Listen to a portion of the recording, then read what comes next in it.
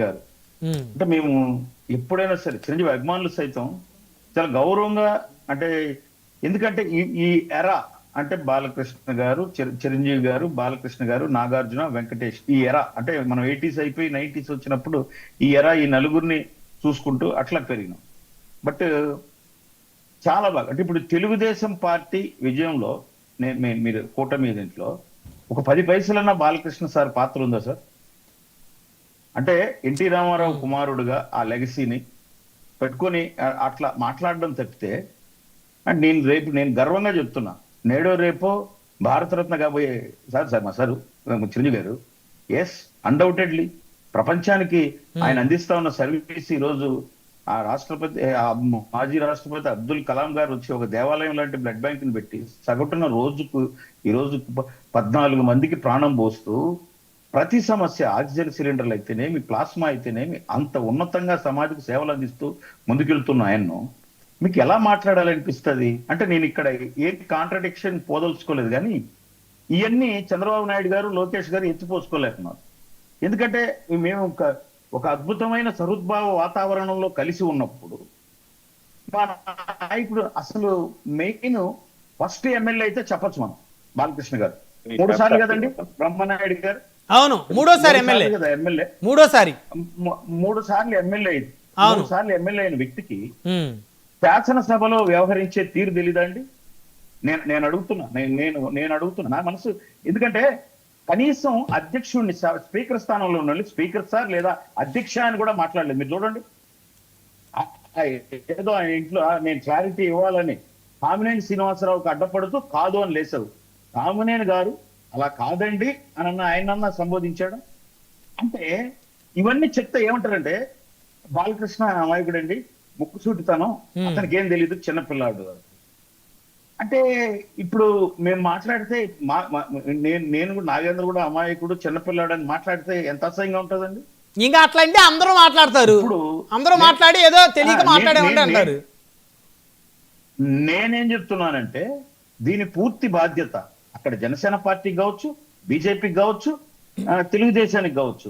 ఒక తండ్రి స్థానంలో ఉండి నడిపిస్తా ఉన్న వ్యక్తి ఎవరండి? చంద్రబాబు నాయుడు గారు కదా. ఎస్, నేను ఒక ఓజీ సినిమా వస్తే ఆ ఆనందం పట్టణ సంతోషంగా ఉందని ట్వీట్ చేసిన ఒక తండ్రి స్థానంలో ఉన్న చంద్రబాబు నాయుడు.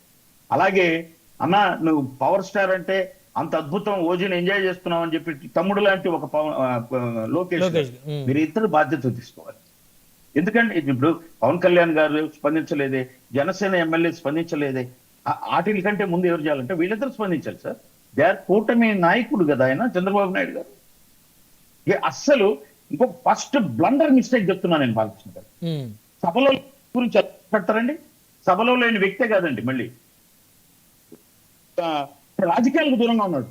అవును, సభలో లేని వ్యక్తితో పాటు రాజకీయాలకు దూరంగా ఉన్నారు. అవును, సాక్షాత్తు ఉప్పు మనిషి అని చెప్పిన పంచాలు వణికిపోతున్నటువంటి మోదీ గారు సైతం ఎక్కడ మీ అన్న పద అని చెప్పి ఆయన చెంతకు వెళ్ళి ఆయన చేతులు పట్టుకొని నిలబెట్టించినటువంటి వ్యక్తిత్వం మీకు కనపడలేదా? అంటే ఏం అంటే నేను ఇప్పుడు అందరూ మాట్లాడినట్టు మీరు మాట్లాడి నేను దిగజారలేదు, మీరు ఓకే, నేను దాన్ని కూడా ఖండిస్తున్నా. మీరు సైకోలాగా ప్రవర్తిస్తున్నారు అంతవరకు ఓకే, కానీ గాడు వాడు ఈడు అని సంబోధించడానికి అది ఒక దేవాలయం సార్. మనకు సింగిల్ అనేది ఒక దేవాలయం. ఎవరు చెప్తారు మీకు? ఎవరు నేర్పించాలి? 3 సంవత్సరాలు గెలిచిన 3 సార్లు గెలిచినటువంటి ఎమ్మెల్యేకి ఎవరు నేర్పించాలి ఇవన్నీ? ఎందుకు టీడీపీ పార్టీ పెద్దలు ఇవన్నీ తీసుకొని ఇట్స్ నాట్ కరెక్ట్ అంటారు? నేను టీడీపీలోనే చెప్తున్నా, ఎక్కడో ఒక వ్యక్తిలో ఒక అధికార ప్రతినిధితో నోరు చల్లితే, ఎక్కడో ఒక ఎమ్మెల్యేనో టీడీపీలో నోరు చల్లితే స్టాప్ దేర్. చంద్రబాబు నాయుడు ఇక్కడ ఇటాటి ఒప్పుకొని క్రమశిక్షణ అని చెప్పితే మేమందరం ఆనందపడేవాళ్ళం. మరి ఈరోజు ఎందుకంటే చెప్పరు? మీరు చెప్పాల్సిందే. బాలకృష్ణ గారు మీరు మాట్లాడింది తప్పు. అంటే ఇప్పుడు ఒక్క విషయం నాగేంద్ర గారు, బాలకృష్ణ గారు మాట్లాడిన మాటలకి క్షమాపణ చెప్పని జనసేన తాతం చెట్టు నాగేంద్ర గారు డిమాండ్ చేస్తున్నారా? అంటే నేను క్షమాపణ అనేది మాకేం సార్ చిరంజీవి గారు, నేను నా క్షమాపణ కంటే ముందు బాలకృష్ణ గారు మీరు మాట్లాడింది తప్పు, ఇలా మాట్లాడకూడదు అని అధ్యక్షులుగా మీరు మాట్లాడాలి అంటున్నాను నేను చంద్రబాబు నాయుడు గారిని. ఖండించాలి, ఎందుకంటే మీ సమక్షంలోనే అక్కడ జరిగాయి, మీ సమక్షంలోనే అక్కడ జరిగాయి 2 ఇన్సిడెంట్లు తెలుగుదేశంలో జరిగితే నేను కావాలంటే ఉదాహరిస్తా. నోరు జారుతున్నారు, ఇలా మన పార్టీ అయినా జారకూడదు, క్రమశిక్షణ ఒకటి ఉంది. అలాగే ఒక ఇన్ని జరిగినప్పుడు ఇటువంటి అంటే నేనేమన్నానంటే సార్, ఆయనకి ఏం సంబంధం సార్? ఎందుకు సార్ చిరంజీవి గారి గురించి మాట్లాడాలి మీరు? ఆయన ఎక్కడో రాజకీయాలకు దూరంగా ప్రశాంతమైన జీవితం, ఏదో నా సినిమా నేను అనుకుంటా, సర్వీస్ చేసుకుంటా, మానవత్వం మంచితనం అనే వ్యక్తి సేవ చేసుకుంటా ఉన్న వ్యక్తిని తీసుకొచ్చి మీరు నేను అడుగుతున్నానంటే ఎందుకు మీరు టార్గెట్ చేస్తున్నారు? అంటే ఆయన మంచితనానికి చేరుకోలేకపోతున్నామనా? ఆయన యొక్క ఆ స్థాయిని ఇంత జరిగినా ఎక్కడ జరిగినా ఆంజనేయ స్వామి కీర్తన వినిపించినట్టు అటు తిరిగి ఇటు తిరిగి ఎక్కడ పోయినా చిరంజీవి గారు అని వినిపిస్తోందనా? ఎందుకని అది కూడా చెప్పండి మీరు. నాగేంద్ర గారు ఒక్క నిమిషం. నాగేంద్ర గారు, బొత్స సత్యనారాయణ గారు, పేరు నాని గారు, అంబటి రాంబాబు గారు, కోకమాన్ రాజశేఖర్ గారు, వీళ్ళందరూ ఏమంటున్నారంటే మీ ఎమ్మెల్యేలు అసెంబ్లీలో ఉండి కనీసం మాట్లాడే ప్రయత్నం కూడా చేయలేకపోయారు అని వీళ్ళందరూ మాట్లాడేదానికి మీరేం చెప్తారు? నేను ఈ కరెక్ట్ గా మాట్లాడారు. ఇందాక అంబటి రాంబాబు గారిది కూడా నేను విన్నా మీరు వేసినప్పుడు. అసలు ఆయన లేచినప్పుడు ఏం మాట్లాడుతున్నారో తెలియదు కదా వాళ్ళకు, ఎలా రెస్పాండ్ అయ్యాలో తెలియదు కాదు సార్. ఇప్పుడు ఒక మాట జరిగిన తర్వాత మాకు ఒక జైలు జనసేన లెజిస్లేటివ్ పార్టీ కూర్చొని దీనికి ఏం మాట్లాడాలి, మన అధ్యక్షుడు కూడా లేడని ఒక ఆ అవకాశమే లేదు కదా అక్కడ. గబుక్కు లేచి మాట్లాడేసాడు ఆయన. మీరు చూడండి, ఎవరిని అధ్యక్ష అని సంబోధించలేదు. చంద్రబాబు నాయుడు గారు సార్ ఎన్నిసార్లు ముఖ్యమంత్రి, ప్రతి లైన్ కు ముందు ఒకసారి అధ్యక్ష, దాని తర్వాత ఆ స్థానం సార్, అది ఆ స్థానం, అది స్పీకర్ స్థానం, ఒక తండ్రి స్థానం. నేను మాట్లాడుతున్నా. మీరు కామినేని శ్రీనివాసరావుకి ఆన్సర్ ఇచ్చారా? పేరు పిలిచారా? కామినేని గారు ఒక్క నిమిషం నేను చెప్తాను అడిగారా? లేదు, మీరు లేచి నిలబడి మాట్లాడుతున్నారు, ఆయన కూర్చున్నాడు. తర్వాత ఈయన మాట్లాడుతున్నారు. నేను జస్ట్ క్లారిటీ ఇస్తాను అంటున్నా. అంటే ఆయన మొదటిసారి స్పీకర్ కూర్చున్నారు అనుకుంటా, త్రిపుల్ ఆర్ గారు. మొదటిసారి ఏం కాదు, ఆయన అంత ముందు కూడా సభలు నడిపారు. అంటే ఈ రోజే కాదు. నేనేమంటున్నానంటే ఇదే ఇన్సిడెంట్ ఒక జనసేన ఎమ్మెల్యేనో ఒక నోరు జారినుంటే మీ పని మీరు ఎట్లా మాట్లాడేవాళ్ళు? ఏముండేది, మీకు సస్పెన్షన్ లెటర్ వచ్చేది.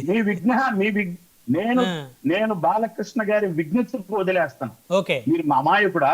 అందరూ అన్నట్టు మేము అనడం. ఎందుకంటే ఒక సహోద్భావమైన వాతావరణంలో పోతున్నది. మా నాయకుడు మాకు కొన్ని ఎథిక్స్ నేర్పించినాడు, విలువలు ఉన్నాయి కాబట్టి ఇంకా మేము అడుగుతున్నాం. మీరు అందరూ అన్నట్టు అది మాట్లాడి